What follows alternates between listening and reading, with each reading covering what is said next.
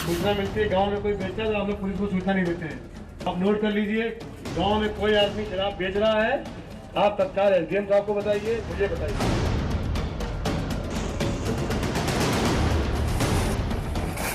Police की कार्रवाई जारी है। अभी तक हम लोगों ने विभिन्न थाना क्षेत्र में 18 एफआईआर पुलिस ने दर्ज किया है।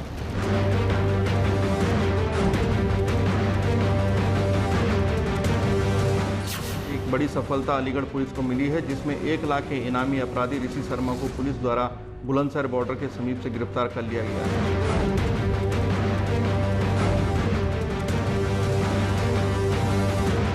घर से शराब बिक रही है, इसका मतलब है कि हो सकता है कि वहाँ पे नकली शराब बिक रही है, उसमें जहर हो।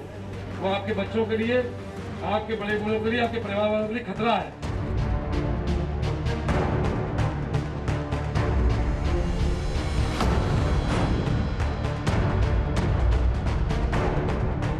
कार्टेल में 100 से ज़्यादा दुकानें थी इन दोनों को मिला करके और इनके प्रभाव क्षेत्र में।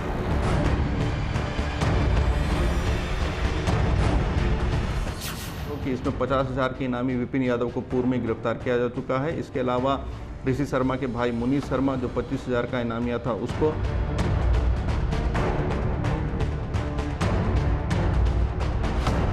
इनको जो माल का सप्लाई करते थे शिव कुमार यादव, विपिन यादव, इनको पुलिस ने अरेस्ट कर लिया है, क्योंकि यही लोग ट्रांसपोर्टेशन का काम करते थे। ऋषि शर्मा की जो अब गिरफ्तारी हुई है, इससे हमारी समस्त जो प्रमुख गिरफ्तारियां हैं अब तक वो लगभग पूर्ण हो चुकी हैं। ये जो कार्टेल है, इसका इनकी जो आर्थिक ढांचा है, आर्थिक साम्राज्य जो ये लोग खड़ा करते हैं, उस पर अब हम लोग चोट कर रहे हैं।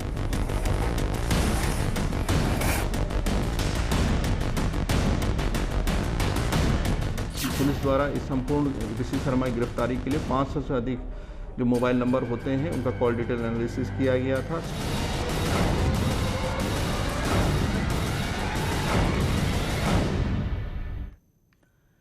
पांच राज्य, 6 टीमें और 1 आरोपी। अलीगढ़ शराब कांड का सबसे बड़ा किरदार अब गिरफ्तार हो चुका है।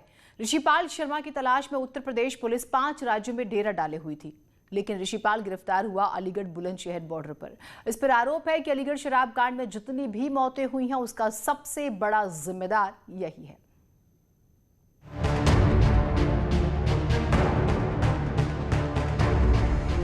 जिस आरोपी की तलाश में उत्तर प्रदेश की पुलिस 5 राज्यों में खाक छान रही थी, जिस शख्स को पकड़ने के लिए पुलिस ने एड़ी चोटी का जोर लगा दिया, जिस माफिया की वजह से अलीगढ़ में 100 से ज्यादा लोगों की मौत हो गई, वो आरोपी अब पुलिस की गिरफ्त में है।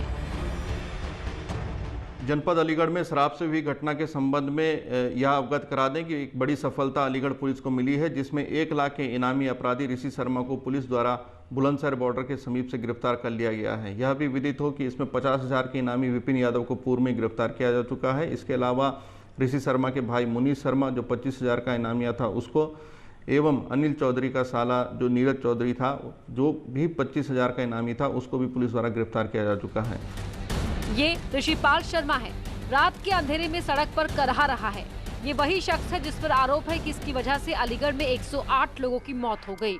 रुपए कमाने की सनक में इस शख्स ने अलीगढ़ में जहर बांटा। ऋषिपाल शर्मा को गिरफ्तार करना पुलिस के लिए आसान नहीं था। उसे गिरफ्तार करने के लिए अलीगढ़ पुलिस ने पूरी दमखम लगा दी थी। ऋषिपाल की गिरफ्तारी के लिए 6 टीमें बनाई गई थी, जो लगातार यूपी, उत्तराखंड, हरियाणा और राजस्थान में उसे तलाश रही थी। लेकिन ऋषिपाल बार बार अपनी लोकेशन बदल रहा था। ऋषिपाल शर्मा की गिरफ्तारी के साथ ही अलीगढ़ शराब कांड की लगभग सभी गिरफ्तारियां हो गई हैं। ऋषिपाल शर्मा पर पुलिस ने 1 लाख रुपए का इनाम रखा था। इस केस में ऋषिपाल के साथ साथ उसके सभी गुर्गों को भी पुलिस ने गिरफ्तार कर लिया, जिसमें शिव कुमार यादव, विपिन जैसे लोग शामिल हैं। अनिल चौधरी, विपिन यादव, मुनीष शर्मा और नीरज चौधरी, इसके अलावा विपिन यादव और शिव कुमार, इनके साथ ऋषि शर्मा की जो अब गिरफ्तारी हुई है, इससे हमारी समस्त जो प्रमुख गिरफ्तारियां हैं अब तक वो लगभग पूर्ण हो चुकी हैं। यह भी बता दें कि अब तक 17 मुकदमे इन सभी जो घटनाएं यहाँ पर हुई हैं, 17 मुकदमे दर्ज हुए हैं, जिसमें 61 अपराधियों को पुलिस द्वारा गिरफ्तार किया जा चुका है। अलीगढ़ शराब कांड में कुल 61 गिरफ्तारियां हुई, जिसमें अब ऋषिपाल शर्मा का भी नाम जुड़ गया है। ऋषिपाल को पुलिस ने अलीगढ़ बुलंदशहर बॉर्डर से गिरफ्तार किया। उसके पास से एक स्कॉर्पियो कार भी मिली है। पुलिस का दावा है कि कार में भी ऋषिपाल शराब से जुड़े कुछ सामान लेकर जा रहा था। पुलिस ने ऋषिपाल के परिवार वालों को भी गिरफ्तार किया है, जिसमें उसकी पत्नी, बेटा, भाई, भतीजा और भांजे का नाम शामिल है। स्कॉर्पियो गाड़ी इसके पास थी, जिसमें UP 81BT2169 ये नंबर पड़ा हुआ था। इससे इसको गिरफ्तार किया गया है और इस गाड़ी में भी कुछ जो बरामदगी है, पुलिस द्वारा उस गाड़ी से भी बरामदगी की है। और इसके अलावा यह आपको बता दें कि जो पुलिस द्वारा इस संपूर्ण ऋषि शर्मा की गिरफ्तारी के लिए 500 से अधिक जो मोबाइल नंबर होते हैं उनका कॉल डिटेल एनालिसिस किया गया था। 100 से अधिक मुखबिर लगभग 5 राज्यों में पुलिस द्वारा अपने लगाए गए थे इसकी जानकारी के लिए। ऋषिपाल शर्मा का पूरा नेक्सस था। शराब कहां से आएगी, कहां सप्लाई होगी, सब कुछ सिस्टमैटिक तरीके से होता था। और इस नेक्सस में ऋषिपाल के साथ उसके रिश्तेदार और करीबी भी शामिल थे। उनके सरकारी ठेकों से ही ये जहर बेचा जाता था। शिव कुमार यादव, विपिन यादव जैसे शख्स ऋषिपाल के लिए ही काम करते थे। ये लोग ऋषिपाल को अवैध शराब सप्लाई करते थे। जी, ये लोग जो मैंने आपको नाम बताया, जो विपिन यादव था, ये इसका काम ही था कि इस कार्टेल को शराब मुहैया कराना, क्योंकि ये 1500 रुपये में शराब देता था और उस दुकान से 3600 में बिकता था। बाकी जो सरकारी डिस्टिलरी में इसकी कीमत 3000 थी और 3600 में वो बिकती थी, 35-3600 में। तो इसमें चूँकि प्रॉफिट ज़्यादा था, तो विपिन यादव और शिव कुमार यादव इनके माध्यम से ये लोग शिकायत करते। शिव कुमार और विपिन यादव ने पूछताछ में ये बताया कि ये लोग ऋषिपाल के लिए काम करते थे। जिन जगहों से जहरीली शराब लेकर आते थे, उसके बारे में भी पुलिस को बताया है।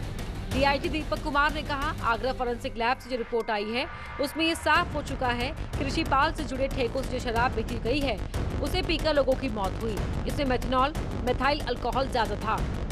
जो मुख्य अभियुक्त थे अनिल चौधरी, ऋषि शर्मा, उसका भाई मुनीष शर्मा, उसके अन्य रिश्तेदार, जिनके पास एक इस कार्टेल में 100 से ज़्यादा दुकानें थी इन दोनों को मिला करके और इनके प्रभाव क्षेत्र में, उन सबको पुलिस ने अरेस्ट किया।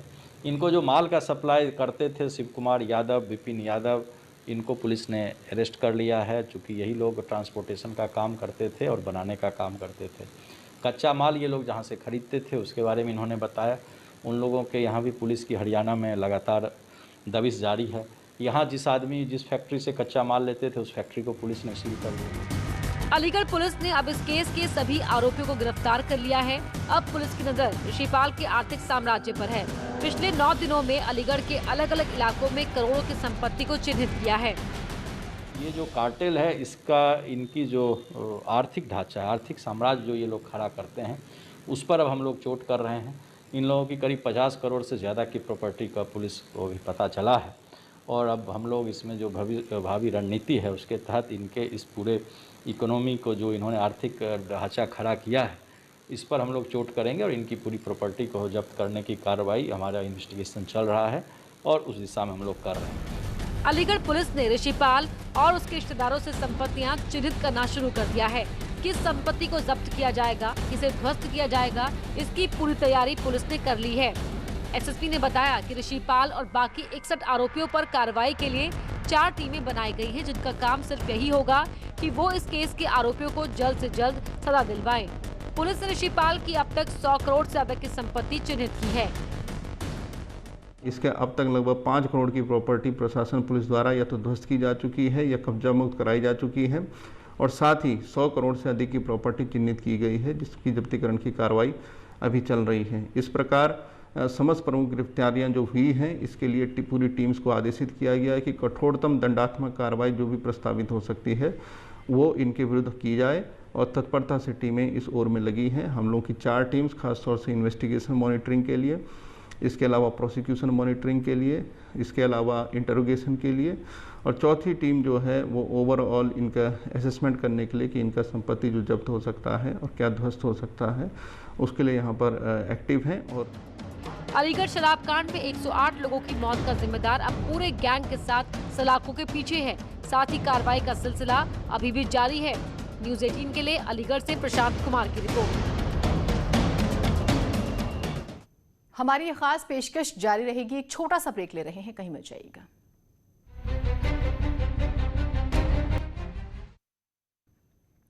ब्रेक के बाद स्वागत है आप सभी का। अलीगढ़ ने इससे पहले कभी शराब का ऐसा तांडव नहीं देखा था। कुछ दिनों के भीतर 108 लोगों की मौत हो जाना कोई छोटी बात नहीं है।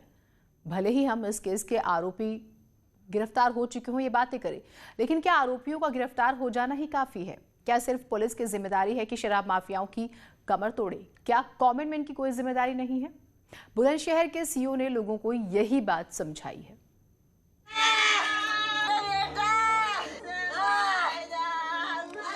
मौत का ऐसा तांडव फिर ना हो, शराब फिर से कहर ना ढाए। इसी वजह से जरूरी है कि कानून के रखवाले और आम आदमी भी अपनी जिम्मेदारी समझे।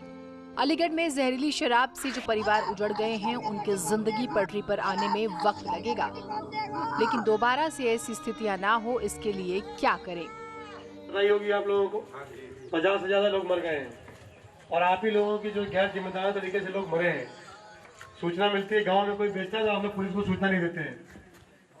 आप नोट कर लीजिए, गांव में कोई आदमी शराब बेच रहा है, आप तत्काल एसडीएम साहब को बताइए, मुझे बताइए। यदि आपको लग रहा है कि पुलिस मुड़ी रही है तो मेरा नंबर नोट कर लीजिए, कॉपी लो, नंबर नोट करो। ये बुलंदशहर के सीओ सिटी संग्राम सिंह हैं। जहरीली शराब से आगे इस तरह से लोगों की मौत ना हो, इसके लिए इन्होंने गांव में जाकर लोगों से अपील की है कि अगर आप लोग साथ दें तो शराब माफिया और उनके खेल को खत्म किया जा सकता है। सीओ ने गांव वालों से अपील की है कि अगर कोई भी शख्स गांव में इधर उधर से जुगाड़ करके शराब बेच रहा है तो उसके बारे में तुरंत पुलिस को बताएं, ताकि वक्त रहते कार्रवाई हो जाए और लोगों की जिंदगी बचाई जा सके। लिखवा देंगे नंबर 94 54 40 15 52 मेरा नंबर है। 94 54 41 67 29 अभी नोट करवा देंगे। नंबर तो स्कूल पे यहाँ वहाँ सबका एसडीएम साहब का नंबर पूरे स्कूल में लगा हुआ है। मेरा नंबर पूरे गांव में बांट दीजिए। गांव में कहीं भी अगर कोई शराब बेच रहा है तो आप सूचना दीजिए। आप सोचिए इस बात को कि आप ही के बच्चे और बूढ़े लोग मरेंगे। ये लोग 2 पैसे कमाने के चक्कर में जहर बिकवाते हैं और आप लोग पीते हो।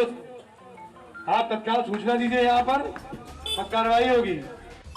सीओ की अपील अगर लोग मान ले तो जहरीली शराब से मौत को वाकई रोका जा सकता है, क्योंकि लोग अगर सस्ते में शराब खरीदेंगे नहीं तो शराब माफिया की कमर टूट जाएगी।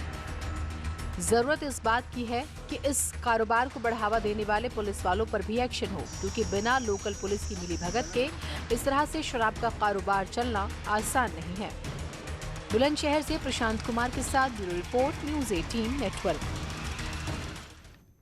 एक छोटा सा ब्रेक ले रहे हैं, कहीं मत जाइएगा।